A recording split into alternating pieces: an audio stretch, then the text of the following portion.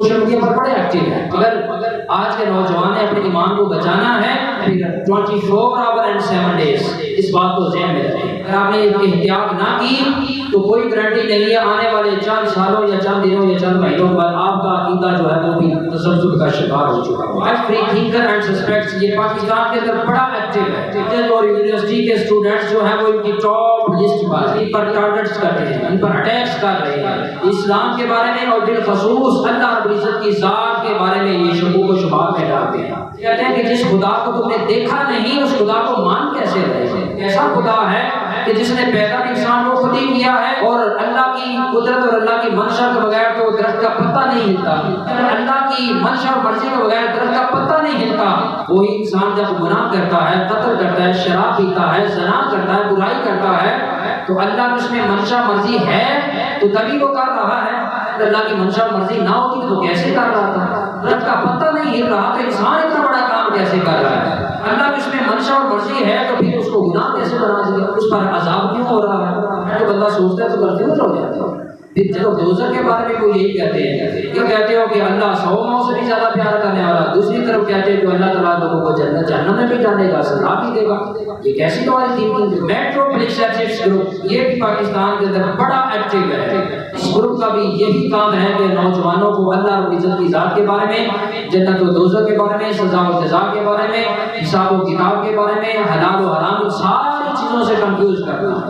Muslim and Christian group, مسلم کے نام سے الگ ہے, ایکس مسلم اینڈ کرسچن ان پاکستان یہ الگ ہے. یہ تیسرا گروپ ہے جو یہ بھی بڑا ایکٹیو ہے اس ریپبلک آف پاکستان.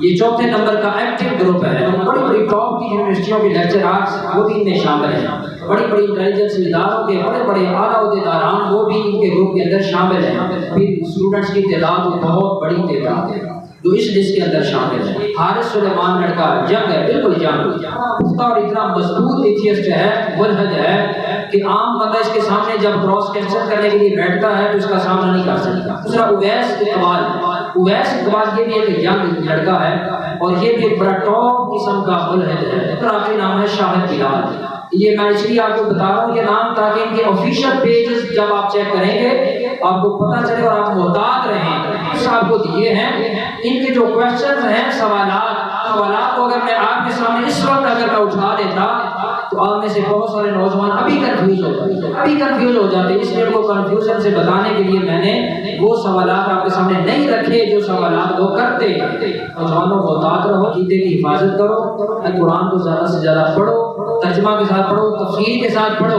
کوئی فرق نہیں پڑتا, کسی بھی مکتبہ فکر کا پڑھ لو, کرنے کا کام ہے وہ کریں. اس بات کا قائل ہو. مزارات پہ جی چاہتا ہے تو جائیں, نہیں جی چاہتا تو کوئی بات نہیں, لیکن ان کے بارے میں بوجھ نہ رکھیں. اولیاء کے بارے میں بوجھ نہ رکھیں, اس لیے کہ اولیاء کے بارے میں بوجھ رکھنا کہ براہ راست اللہ کی ذات کے بارے میں بوجھ رکھنا. یہ مرزا صاحب دین رات اسی کام پہ لگے ہوئے کہ ہر نوجوان کے دل میں اولیاء و صالحین کا بغض پیدا کر دیا جائے. اس عقیدے کو مضبوط رکھیں, علماء ربانیین کو سنیں, زیادہ سے زیادہ اپنے نالج کو مضبوط کریں. ایسے جو ملحدین ہیں ان کے شکنجے سے آپ بچ سکیں. آج آپ نے توجہ نہ کی تو پھر میں بارے دیگر کی بات کہہ رہا ہوں کہ اللہ نہ کرے, خدا نہ کرے ان قریب بہت بڑی غلطی ہم سے ہو جائے گی. زندگی کا مقصد تیرے دین کی سرفرازی, میں سے یہ مسلمان, میں سے یہ نمازی, وہاں علیہ